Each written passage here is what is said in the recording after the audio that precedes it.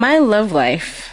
My love life started when I was born because I'm full of so much love and I exuded that, and that's why I think I was I was attractive to many people. I was just, people just loved me, and I love people. I love people to this day, which is I think is one of my downfalls or one of my weaknesses or something. I don't know, but I've been hurt a lot too, and that has allowed me to grow and learn more about how to love myself actually, and to how to love other people. Because the way I did, I just gave and gave and gave love, and unconditional. People could do so much to me before I would stop loving them or respecting them or liking them even.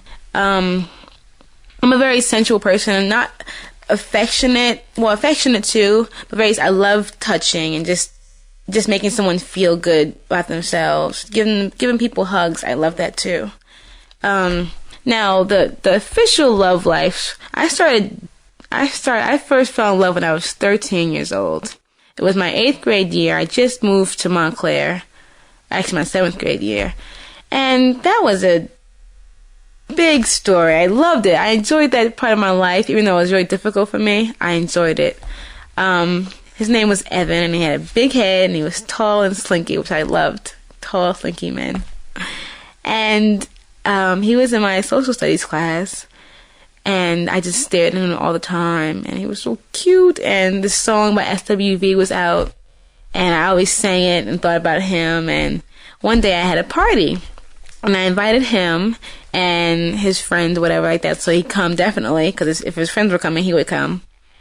And it turned out really well, because he came over and we danced all night, and it was just wonderful, and that turned into a 3-year type attachment thing. I think it was love, because I sort of know what it feels like, but maybe someone else would say it wasn't. I was attached to him also. I could not. He would come over. I let him in my house around 12 in the morning when he came over, when he wasn't supposed to be over. He'd knock on my window, and I go to the door and open it for him, and we just hang out in the living room, because the living room was far away from my mom's room, so it was possible, Now the second year of this long-term thing, love thing, he was still coming over at 12 in the morning, 1 o'clock in the morning, whenever he wanted to. And my mother decided once in 2 years to come in the living room at this time. And she came in the living room, and my life was over.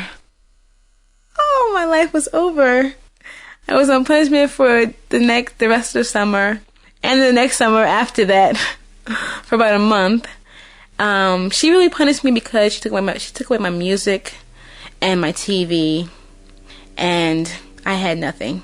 Music was my, one of my big things, my big releases, and she took that away, and I'm going off my love life, but it was a bad punishment, and I learned a lot from that 2-year ordeal, and that started off my trend of finding a guy and going to crap, and then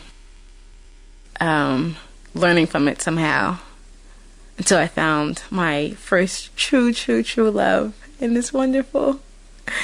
And that's too long a story, so I won't go into that.